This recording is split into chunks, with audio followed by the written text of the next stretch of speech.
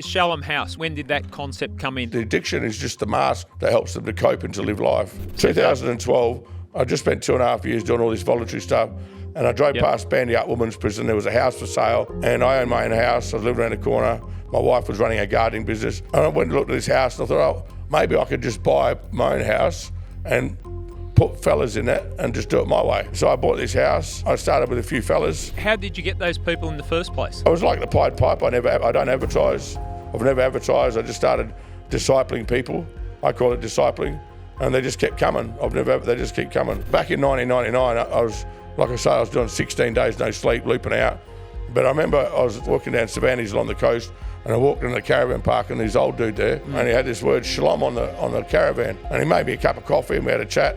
But I always remember the name Shalom. And so in 2012, 2013, someone says, what are you going to call it? You got to give it a name. I had the name Shalom, so I Googled, what does Shalom mean? It's the fullness of everything that we as human beings should aspire to be. And so I called the place Shalom Discipleship House. I want people to feel loved. I want them to feel valued. I want them to feel empowered. I want them to be good dads and good men and good women. I want us to be the best us we can be. The I Catch Killers podcast was a fresh start for me, as I left policing behind and started a new life. Over the years, we've laughed together, cried, and shared some powerful moments. Welcome to I Catch Killers. Peter Lyndon James, welcome back to part 2 of I Catch Killers. Thank you. Yeah, it's good to be back.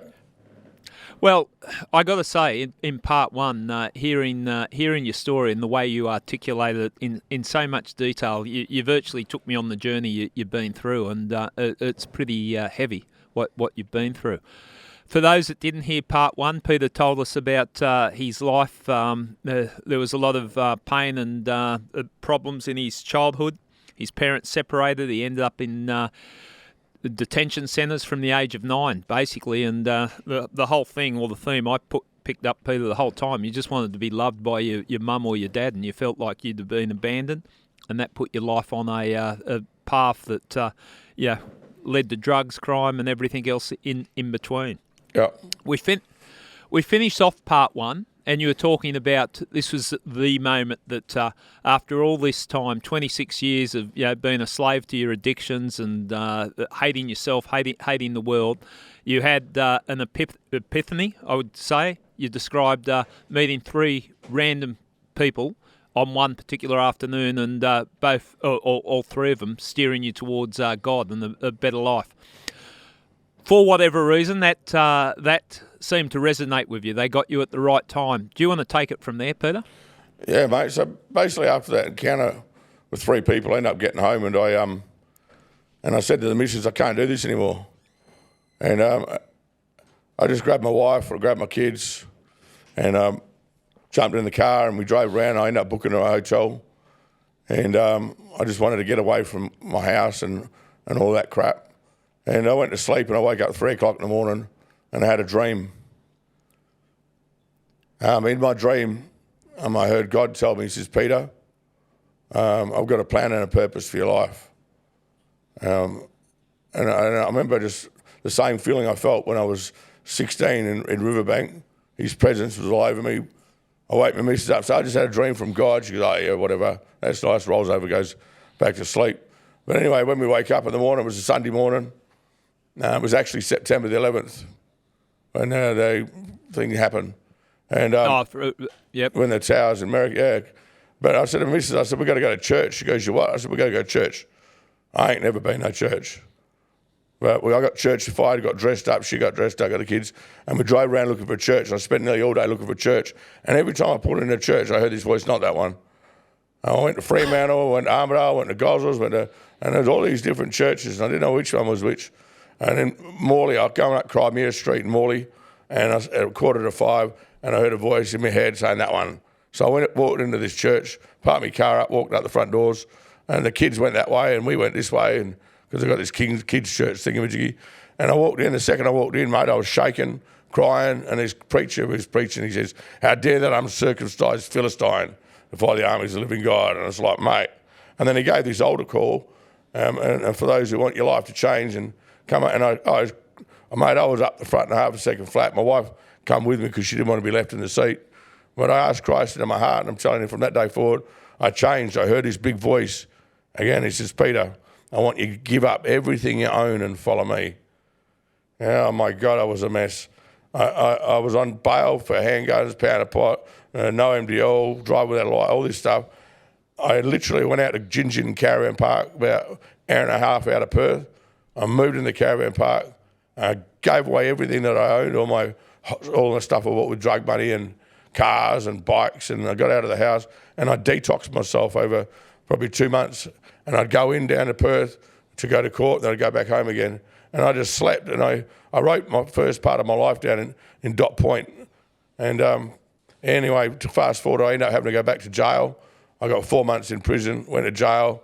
I spent a couple of months in Casuarina, then went to Carnet. And then when I was in jail, I felt led to go to Bible college. I went to 16 different schools myself. I never made grade 6. I can't even read, write and write, mate. And but I felt I had to go to this Bible college. So one particular one stood out. I went to start a Bible college. And so I ended up doing 3 years of Bible college, done Cert 4 in ministry, diploma in theology, and advanced diploma in theology. I started a business when I started Bible college. I started doing normal stuff. And 3 years of Bible college, finished in 2005. And then I became a full-time volunteer up at Acacia Prison as a volunteer chaplain. I remember the first time I walked in Acacia Prison, I'd seen all these fellas I grew up with. And they say, Lyndon James, what are you doing here, brother? And I said, I got the keys, but I spent 5 years in there, 3 days a week, going around trying to disciple people and help them change their life like they changed mine. But I've seen Acacia Prison go from 400 to 700 prisoners, over a period of a few years. Today it's 2,200 plus prisoners. But everything that happened to me like a child, they were going in, out, in, out, in, out, in, out. And in 2010, I finished at the prison, and then I became a full-time volunteer, so I had no income. I thought, well, I've done 26 years in prisons institutions. I've done 3 years of Bible college. I've done 5 years as a prison chaplain. I wanted to try and see how I can put all that to use and help people change their life in the way that I could do it, because everything I've seen is not working. Everyone is on a different page, the psychs, the counsellors, the Department of Justice, the government. So I thought, okay, I'll buy a house. I spent 2.5 years from 2010 to 2012 floating around all the different rehabs, taking people to rehabs and seeing rehabs take them from an illegal drug to a legal drug. They would take them off the speed to the antidepressants and dishing out Valium like lollies.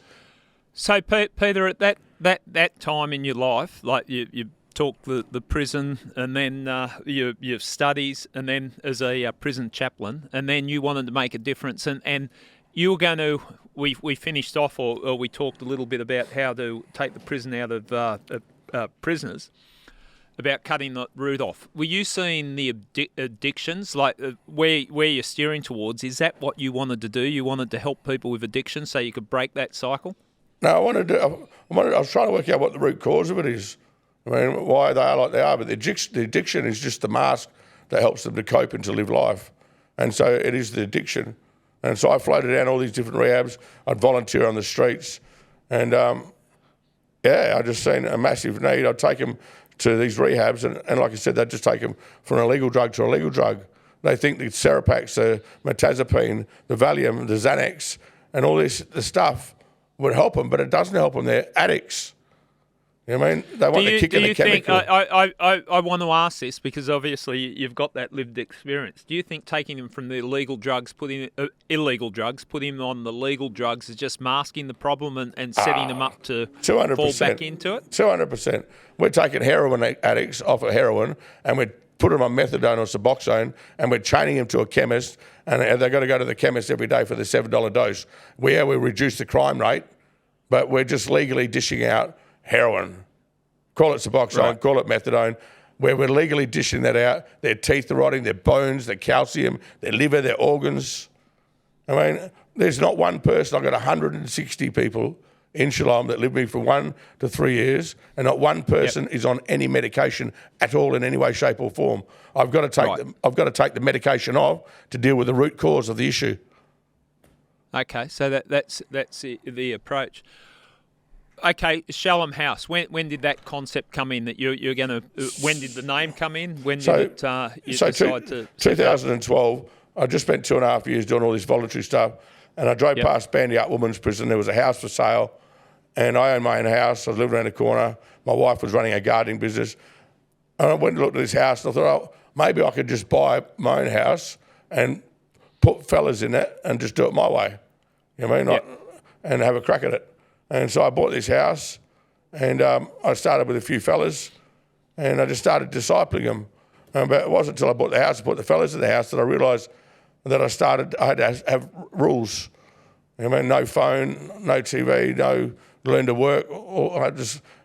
Bit by bit, it just evolved. So, yeah, I bought a house. So this what you're doing there, Peter, and just so people can understand, and you lived it, but just breaking it down, you've got yourself out of the prison, you've broken the cycle, you've cleared the addiction, you've studied, you've worked in the prison, you've seen a house, you bought it, and you want to help people break these addictions. So you bring them in, and then you were virtually using your experience from your studies and life experience, going, okay, that's not working. We've got to get them to get rid of their phones. We've got to do this. We're going to do correct, that. Yeah. Is that how it evolved? Yeah, but that's how it evolved. So I ended up developing a 5-stage program over the course of probably 6-7 years. But as I developed the stages, you know, and it's like stage 1, 2, 3, 4, 5. The numbers grew. I went from 4 to 7, 7 to 9, and then 9 to 16, and the systems and structures you need when you get 16, and then you go to 30, you've got to change. And so the more you get, the more you got to implement.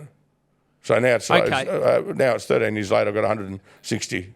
How did you get those people in the first place?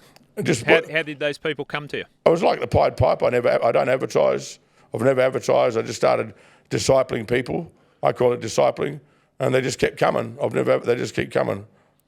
Discipling in a religious sense, or discipling just in the practical sense? In living life. So originally I called it, someone says to me, right, says, what are you going to call it? And I probably shot myself in the foot by calling it Shalom. Yep. But back in 1999, I was, like I say, I was doing 16 days, no sleep, looping out. But I remember I was walking down Savannah's along the coast, and I walked in the caravan park, and this old dude there, and he had this word Shalom on the caravan. And he made me a cup of coffee, and we had a chat.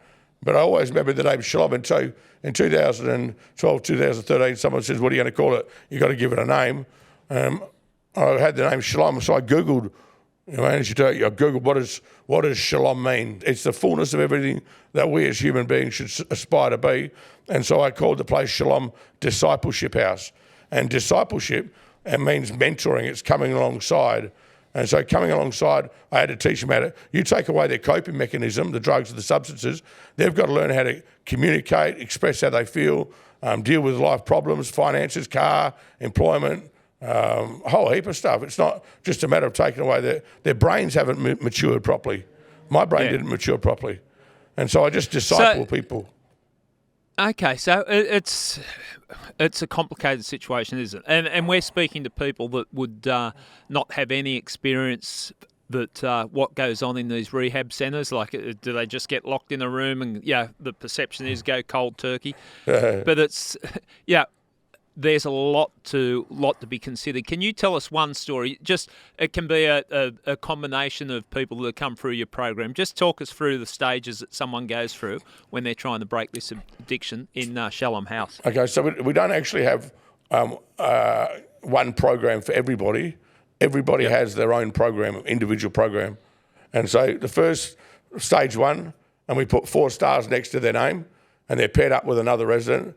And that we pair them up because it could be detoxing off of alcohol or drugs or substances. And so wherever they go, they're paired up to stop picking up cigarette butts, etc. But over that 4 weeks, we have lots of different departments. Our mentoring department will do up what their family history is. Their mum, dad, brothers and sisters, uncles and aunties. They might have 4 kids to the first wife, 2 kids to the second wife. And that shows us where all the damage has been caused. So our mentoring. So you're breaking down a person's life and going, literally. Okay, well look at what you got going on here. There's a bigger thing than just the addiction. You've got all these issues in your life, and that's the type of stuff you're looking at. Yeah, the whole family. We've got to identify mum and dad. They've split up when they were a kid. Stepmum, and everywhere they've done damage because we need to repair all that. structure, not just the person. When we take the person in, we also take on all the family. So over that first 4 weeks, my counselling department, along with my psych, will map that out. And then I have a finances team. Everyone graduates Shalom 100% debt-free. We'll manage what their finances are. It could be a car they're paying off, a mortgage. They have loans. We want to freeze all them, so we want to see what their financial history is. Okay, and can I just slow you down just on that? So I'm seeing that you're looking at, it's not just the addiction, it's their life. Like you might clean someone up from heroin, but then they go out and they owe $100,000 to the bank or whatever, and they're just going to collapse again. That's correct. It's a holistic approach Yep. to helping these people. That's correct. So you got the family, then you got the financial situation, and then you got the general. It could be a car on the side of the road. It could be a house that needs cleaned up, something that needs to be fixed and put to rest so they can focus on the rest of the rehab, and also direction. What do you want to do with your life? So over the first 3 months, we find out what do they want to do with their life. We find out what their financial history is, what the general stuff is, and all the family, where's all the mess. Because generally when they come to us, no one wants anything to do with them. They're all homeless. And so over the course of the program, when they get to stage 2 part of the program, which is generally after 3 months, every resident is eligible for 2 days a week paid work with an employer on the same page as the rehab. And so we have hundreds of employers that we interview, and we ask the employer to take an active part in the residents' employment. In other words, don't stick them with somebody else who's using drugs and substances. Don't put them with somebody else where they're doing we want you to put them with someone who's going to speak life into them. And we can tell when we give our residents, and we send about 2 days a week paid work, we can tell if they're putting into practice what they've learnt by our feedback from the employer. We can also tell if the workplace is having a positive or negative effect on the resident by their attitude back in the house. So the thing you're looking for there, Peter, just again, so I understand it. 2 days a week after 3 months, they get 2 days a week paid. Or you can find them paid work. You've got employees that employers that have said, okay, we'll take people. It might be a builder, or whatever. But you look out that you don't get a bloke that's just come off years of drug abuse, teamed up with someone working the building site that likes a smoko at lunchtime. Yeah, no, we don't have all that. We're pretty strict. We make sure you filter it through. Yeah, so we've got everybody on the same page. Okay. And right from the beginning, from when they come in the program, and we have an extremely strong focus on reintegration and resocialisation. And so our program basically is no different than you living your life. It's no different. You get up in the morning, you cook, you clean, you have your breakfast, you do your dishes, you go to work. You work from Monday to Friday, 9 to 5. And when you come home, you clean your house, you do your dishes, and you go to bed.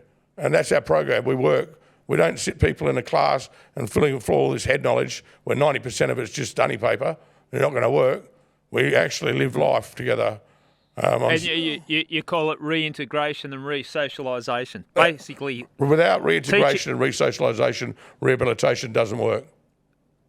Okay, break that down again. Let's just process that. Without reintegration and resocialisation, rehabilitation doesn't work. Okay. I mean, because you're taking away a person's coping mechanism. You've got to teach them how to cope using different tools. You've got to teach them how to hang around geeks and normal people doing normal stuff. You've got to condition them to work Monday to Friday, 9 to 5.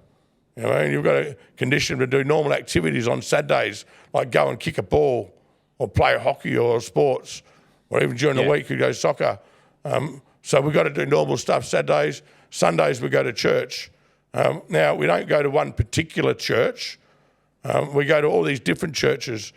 And the reason we go to all these different churches is because we have 160 people, and it shouldn't be one church fits all. I'm not going to push religion down people's throats. I don't care if they come in an atheist and leave atheist, or come in a Muslim and leave a Muslim. There's no relationships at Shalom. But the church side of it, we could go one week, we could go to Pentecostal church. Or you could go to this other one where they're just up on band. They've got this big band going off and this guitar, and they're sitting on that for like half an hour. I think, man, doesn't your face get sore? Or the following week could be one like Anglican, and some people like that, or it could be Catholic, Anglican, Pentecostal, Protestant, but some like... Okay, I think you've insulted all the different religions in one go, but you've been fair. Some like chicken treats, some like KFC, some like Hungry Jack's, and some, God forbid, like McDonald's, you know what I mean? Yeah. And so we go to all these different churches, but it's not just about the faith side of it. What they teach is love and honesty and all that. But it's not just about it's having conversations with normal people. So when we rock up at a bus with 100 people and go to these churches, everyone's got to split up, and they've got to find a geek, and they've got to have a conversation with a geek. And when they start having conversations with the geeks, they find that the geeks are just as screwed up as what they are, or they've changed their life. You know what I mean? And that's why we do lots of voluntary. We do run for a reason, fun runs. We make sure that all of our residents come from the back of the pack. We don't want to render waste. We want to come behind those and supporting them. We do a lot of community, car parking and volunteer stuff. So it's all reintegration, resocialisation around normal people doing normal stuff, living a normal life. And are you're following that philosophy and that template to get them in? Is that what you had to realise about yourself? Yeah. That you had lost that that ability. I know when we talked in part one, you said you could land anywhere, but you fell back into your kind because you didn't feel comfortable talking to the geeks, as you call them. Yeah, like when I started Bible college, and there's one particular fella, but when I started Bible college, I remember walking in there, and this fella went to come up and give me a cuddle. I pulled back and crack him one. I mean, it's like, but it's a Christian thing. They want to cuddle and they're like all this stuff. And I spent 3 years sitting at the back of the class. You know, I couldn't feel like them. I spent 4 years walking in that church. I had to volunteer and doing the church service on the weekend. And I just kept saying, oh, man, I can't be like them. I can't be like them. I don't want to be like them, you know. And about 3 years later, it's like going to church. We didn't want to go. My kids going to kids' church. Amanda was volunteering. And it was one day when I just said, I can't be like them. I don't want to be like them. I heard a voice again. I said, I didn't ask you to be them. I thought, oh, thank God. And so what you see is what you get, you know. And it's just like, but it was reintegration and resocialisation, doing normal stuff, volunteering your time and not expecting anything in return and making a difference in other people's lives, not being so selfish about what you can get for your own, you know what I mean? Yeah, I get it, but the way I'm looking at it, the way you're describing it, it's a very holistic approach. Like you're hitting all the different points. Got to. What's the average time people go into your program and before they come out? Come out in a state where they're fit to be back in society, and they're actually back in society from the day they come in, or 4 weeks after they come in. So if you picture when a person comes in, and there's a scale, there's 1, 2, 3, 4, 5. When they first come in, I take 100% control of their life. I work out what their family structure is. I work out what their finances are. I work out what the general, and also work out what they want to do with their life. When they get after the 4 weeks, I've got that plan. I give them back control 19%. No longer are they being shadowed. And when they get to stage 2, I give them back another 20%. And when stage 3, another 20%. What do they get for stage 2? Stage 2, you get 2 days a week paid work. You get a home leave every 3 months, and you start getting put into leadership positions and stuff. Stage 3, you get to have a phone. You get your car back. You can come and go off the property. You're out extended hours. That's normally bit of trust. Yeah, a lot more trust, and you're in a leadership position. Stage 4, and so every stage you go from 2 days a week. Stage 2, 3 days a week. Stage 3, 4 days a week. Stage 4, 5 days a week. Stage 5, and then you move off site after you've made stage 5 to graduate. Yep. I'll give you the idea of the finances side, right? And when we map out a person's life, we actually create a MyGov number for every resident, and over the 3 month stage up to the stage 3, we consolidate taxation, superannuation, child support, Medicare. We put it all into the MyGov number. We also consolidate all this superannuation from all these different accounts into one account. We get everyone's taxation all up to date. So super's done, taxation's done, Medicare done, and by the time they get to stage 3 of the program, we hand them back the MyGov number, and we've literally fixed up the whole financial history. Everybody who comes through Shalom, they graduate, they all are 100% debt-free. We get every resident off of Centrelink within 4 months. Centrelink was set up by a government for people in short-term needs of crisis, not for people to live off and bludge off. But we literally get everybody off the Centrelink within 4 months. And all they ever pay is $300 a week. I 1,000 questions I've got. The finance to run something like this, where does the finances come for you? I know there's a lot of volunteer work and that, but there's costs associated with what you're talking about here. Yeah, so people probably wouldn't believe the scale of Shalom. So we got 2 centres, or 2.5 centres, one in Kalgoorlie, one in Perth. The Perth is split up over probably 6 or 7 different properties. So 160 residents, men's program, a women's program, and also a families program. So when girls get 6 months into the program, their children come in and join them. And most residents are with us on an average between 1 year and 3 years. Okay, long time. A long time. You can't, again, because you've got to do the rehabilitation, the integration. And the good thing about Shalom is I look back at my life, and if all of those people who had the skills and knowledge to help me change my life work together, my life would have changed. And so that's what I've done at Shalom. I'm a facilitator of other people's gifts. I have my own child psychologists, counsellors, psychiatrists, and I just facilitate. And the only people I'm missing to get on board now is the Justice Department, the Corrective Services Department, and the Prisons Department. If I can get them 3 on side, I've got the circle, and I can make a massive difference, not just within the prison system and the court system. Have those 3 government departments shown interest, or are there any negotiations? Yeah, well, a couple of weeks back I had the Police Commissioner out and also the Corrective Services Minister. And I've told them what I need on board, and so they said they're putting together where I'm going to come in and do a presentation, but they're going to get the Chief Justice, see if we can get the Chief Justice, and I'll just do another presentation to the 3 of them, and hopefully we can start with the trial. Every department of Shalom has policies, procedures, standard operating procedures. We're a registered drug and alcohol agency in Australia and New Zealand, and we've been audited for years. We've got an extremely high level of governance. The work side for Shalom, whole of Shalom, the offices, as well as the work truck. So we have departments in the offices. Resident care has 4 staff. ID services, which gets everyone 100% points of ID, gets 2 staff because most people don't come with an ID. The MyGov department, so we're our own in-house Centrelink agency. So we look after all Centrelink on site. We don't have to go down to the Centrelink. We also have the medical department, which has registered nurse. We have 4 people there. A finances department, which gets everyone debt-free. We have a program manager, which oversees all that office, and an office manager, which oversees a program manager, which oversees those offices. Then we have a separate department called Shalom Works. We have 70 vehicles, trucks, bobcats.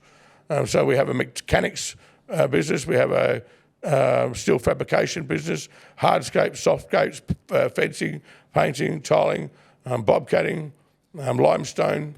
We also have an education department, so we do a lot of online training for in mental health. We have teachers that help people go from year 9 to year 10. We do a lot of online training with Aveling, helps them getting work at heights and skilled tickets. We have a labour hire company. We have, and we use all these businesses. We don't make money; we make people. That's your philosophy. And don't make money. We're not interested in money. And one of the challenges that I had being self-employed, how do you integrate the quality of, how do you integrate business and quality of workmanship while using people who come from a drug-affected background who have no skills? So all my trucks have a paid staff member on it. And then every day we put 4 or 5 residents to each truck leader. So we could send out 5, 6, 7 trucks and doing all different types of tasks. But it's not about making money, it's about teaching people. It's teaching them how to tile and paint. And so we ask the fellas, they do a directions chat after 2 months, what do you want to do with your life? Do you want to be a boilermaker, tiler, painter, carpenter? And for those, or you want to be an office admin.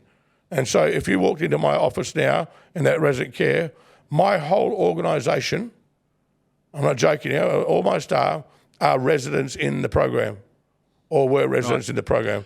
The whole of the organisation is used to teach and equip and to train the residents to find out what they want to do with their life. And when they've found that, we empower them and get them jobs in the direction they want to go. So you've got 150, 160 people in the program at the moment? That's correct, yeah. And how many people have in the program? How many people have you got supporting that program working? What do you mean by roughly supporting? Like you're in the program, but you've got psychologists there. You're talking about So the psychiatrists and the psychologists and the counsellors there. They're obviously not residents, but everyone else is run by residents who have either been through the program or who are in the program. In my offices, I've moved my staff around every 6 weeks, so everyone knows everything. Yeah, to get a full understanding. Is there any government subsidy that comes with your business? No, we don't get any government funding, or we're not actually sponsored by anybody. Even though we are a registered not-for-profit charity, and we're a tax-deductible charity. We have DGR status and all that sort of stuff. But I even have a fundraising license where I can do raffles, but I've never asked for funding, never asked for a cent. Yeah. I believe that the residents are where they are because of the decisions they made. They're the idiots that had fun doing what they did, and I teach them to take responsibility for their actions and to pay for the entirety of their rehab. Right. Every resident comes through Shalom, they leave 100% debt-free. They leave with a driver's license in the car. They're working full-time with the employer on the same page as the rehab. 90% of their family relationships have been restored. They're productive members of the society. Cost nobody nothing. But you can't do that in 3 months. It's just it's a big job. It's got to be a long process. How many people have you had come through the program since its inception, you reckon? Hundreds. Yeah. Yeah, so we've been keeping stats and figures. People say, well, what's your success rate? Well, I mean, if I could change one life, right, at zero cost to anybody, what is the success rate? And what do you define success? Is it getting them drug-free? Well, we do that. Is it getting them licenses and we do that? Is it getting them employment, education? We do that. I mean, is it restored? We do that. We do everything, and we don't cost you anything for anything. So you pick what you want to define as a success. We do all that. Some people need the whole program. Some people I've seen turn their life around after 3 months in the program. Can you give me an example of someone, no names, but someone that you thought this is going to be a tough one? Oh, yeah. Someone that really give us an example. It'd be a good one for you to interview, and I'll tell you his name. His name's Anthony. But when I first started, I mean, I had a heroin addict who was 40 years of heroin, and then another one who was just like Molotov mixture of heroin, speed, benzos, alcohol. Then I got another one that drinks hand sanitizer and Listerine, and then I got another one that spent his whole life in jail ever since he was a kid, and his standard norm was running into houses, baseball batting people and blades, and he can and his dad used to be part of Underworld over Whoop Whoop, and when he was 9, he seen his dad ping this bloke and drop him in a hole, you know what I mean? And his whole life, he's just career, he's 100 mile an hour, he's just like, it was just a rooster to the max. Hardest bloke that I've ever had, second hardest. But now, I mean, he was one of my first residents. I mean, he's finished his mature age apprenticeship as a plumber, a gas fitter. He's about to get married. He's got a kid. I mean, and his life is completely changed, but he took 7 years. Right. I mean, he was with me for like nearly 7 years. And when he come in, because he's on all these meth charges, he had to go back into jail for 2 years and then come back out again, and then had to do more. But it took literally 7 years. And he didn't give up. I've got a couple like that, you know. Did you? What stopped him when you say didn't give up? You didn't give up on him. He didn't give up on himself. What was it that you saw in him, or you don't give up on anyone? I don't give up on anybody. You know, they can see. If you walked in my office, right, and I got about 50 staff in one office, you walk in the office, and I just love my staff, you know what I mean? I love my residents. What you see is what you get, but I just love them to bits. It's the atmosphere in there. It's all run by people who understand what it's like to go through a detox. I mean, who've been through it's all lived experience. You're not sitting next to some 19-year-old kid who's got his counselling certificate and pouring out your heart to some buffhead, you know what I mean? Or some lady who's just full of unforgiveness, bitterness, and she's like, my God, I think I need to give her counselling. Like I said before, I have to interview 120 people to get one person a counsellor, because every counsellor, they're just as screwed up as what my residents are, and they all want to be a counsellor to give out of their own brokenness. Their piece of paper means nothing. I'd rather go and grab the unqualified and make them qualified, because 100% of what I give them is relevant. You know what I mean? I'm telling you, I was even, for 6 years, I was a mentor to a qualified, high-profile psych in Perth. You know what I mean? And this bloke was really screwed up, and he's a psych. On a flick of a pen, they can lock you up. They don't realise these professional, so-called professional people, and they get offended if I say that. You know what I mean? You know what I mean? It's like, Peter, I'm sitting on the wings while you're saying that, but you notice I'm not objecting. Like I'm hearing what you say, and I understand exactly what you're saying. Horrified. Yeah. You know what I mean? It's like their pride. I mean, who cares if an uneducated, unqualified fella can run a rehab with 160 people and do what we're doing, but it's all the educated ones that won't even come near Shalom. You know what I mean? They're just like, I'm not trying to prove. We're doing my whole life, what my whole life I just want to done, and it's working. I feel like I found the cure for cancer. How does it make you feel as an individual? Like looking, because in part one we were talking about how low your life got and the things that you've done and the guilt that you carry. How does that? And I can see how animated you are. You're clearly enjoying what you're doing now and getting something from it. How would you describe what you're doing now? Because you're helping people now. Yeah, random acts of kindness can really help you grow as a person. How are you feeling as a person? All the people that you're helping. I mean, mums are being mums. They're taking them to daycare. They're reading storybooks at night time. I mean, dads are learning how to be dads. You know what I mean? Lives are changing. They're becoming normal people. I got one fella yesterday who works at the mechanics part.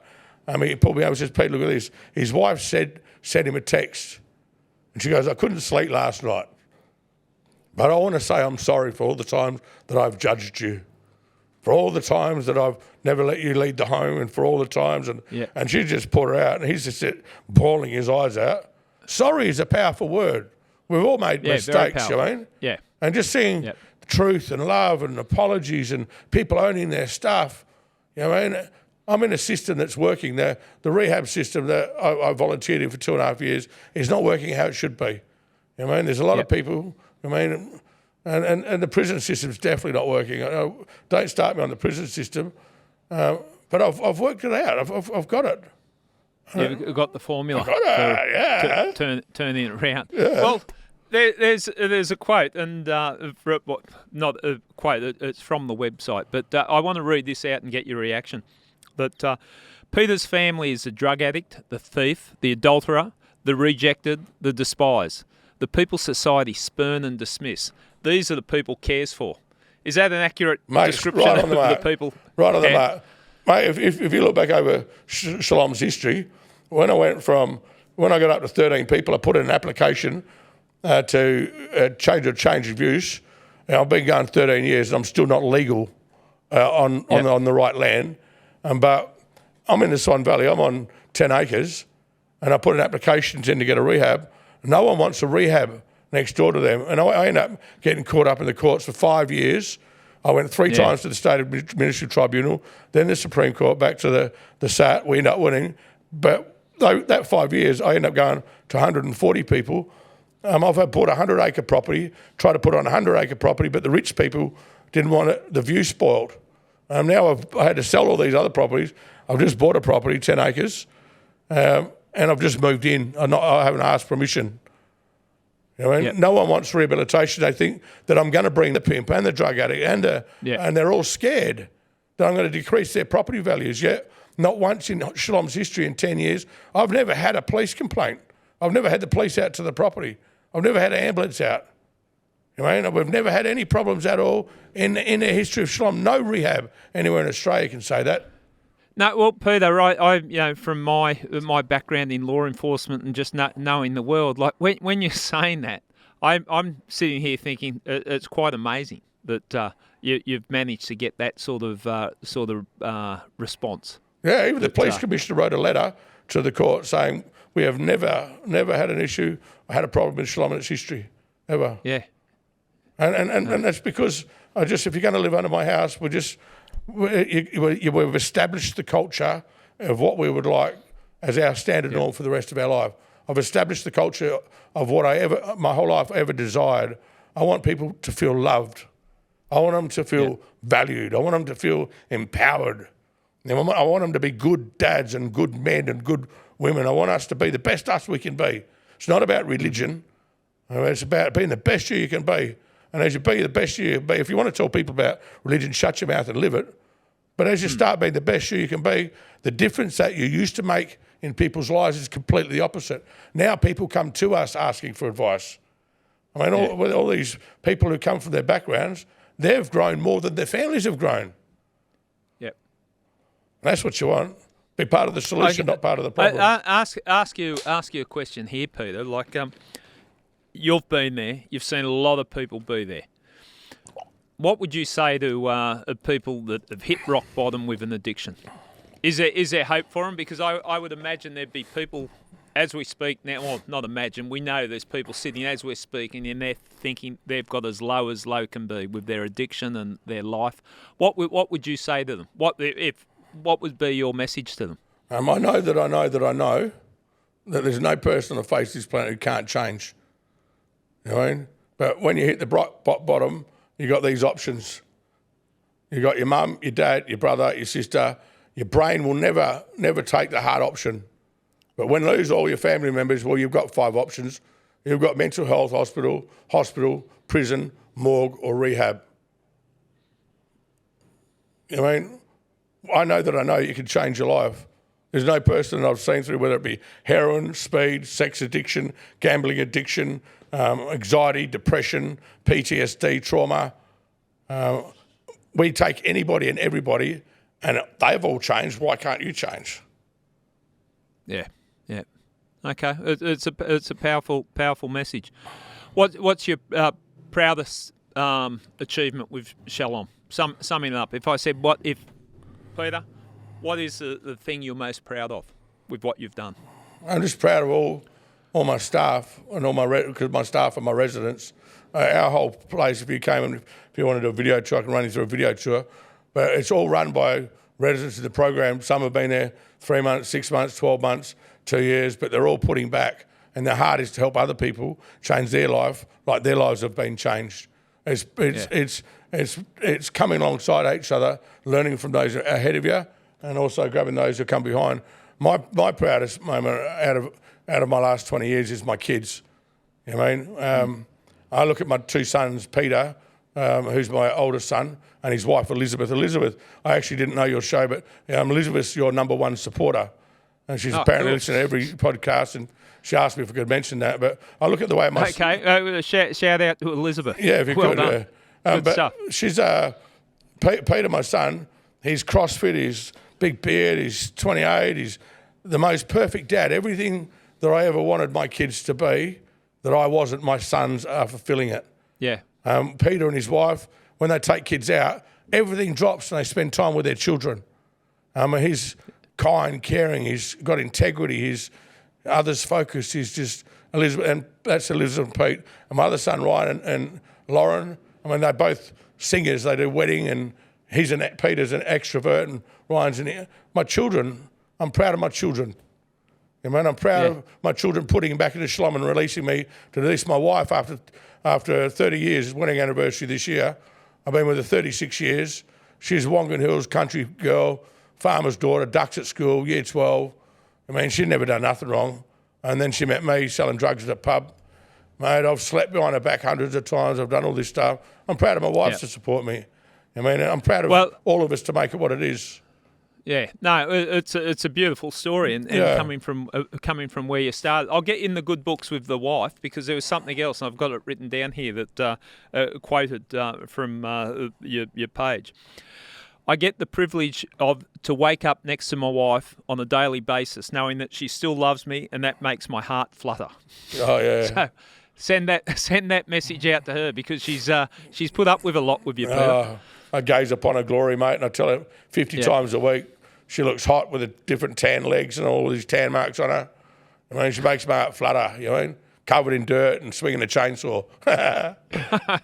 Well, good stuff, stuff. And I've got to say, it's nice speaking to someone that's hit the bottom like you did and someone that's got a positive outlook on life. And, willing to get in there and make a difference. And it's a tough gig you got yourself involved in because, an addict, do you trust them? No, you don't trust a word that comes out of their mouth to start with. Yeah. And so you're literally turning them into people again because they lose that, they stop becoming people at some stage. Yeah, I'd like to say something to all the professionals, for the psychiatrists, the psychologists, the police, and everyone who's listening has anything to do with any person like you've just mentioned. They can change. I know that they can change. And I'd welcome anyone to come out and have a look. I'm not trying to say I'm doing it any better. Yeah. But for that person who's caught up in a ball right now and just wants their mum and dad, or for that person who's laying in jail and his wife's stuck out on the side of the road because the bailiff has locked him up and they can't get him on his property, those people really need help. And when you're on the drugs and the substances, you do what you don't want to do. But unless us professionals all get on the same page and work together as a team, we're never going to make an impact. We need to put aside whatever. But I know if we just come together as a team and work together as one, all those together as one, we can make a massive difference. I'm doing it at a scale like that, and I'm not costing anybody anything. Yeah. Peter, I think that's a very important message. If all those different sections are operating independently in silos, it doesn't work. So you want everyone to come together. Yeah. Working together, try and fix these problems. So I think that's good advice, and hopefully people will be listening. But I've enjoyed our chat, and thanks so much for making the time. And I just want to say to you, good on you for the difference that you're making. There's not many people that can say that they've had that much influence on people's lives, turning people's lives around. And I read that quote out because it's a people society spurn. They're the people that it's just a junkie. Why? We've given him 100 chances, given her 100 chances. You're there helping the people, so good on you. Yeah, bless you. I appreciate your time and let me come on. Really appreciate it. Cheers. Peter Lyndon James is a bundle of energy, and he'd need to be a bundle of energy, what he's doing with the Shalom House Rehabilitation Centre. And, it looks like the results speak for itself, and it's a tough gig getting people away from addiction. And he's got 150 or 160 people in there as we speak.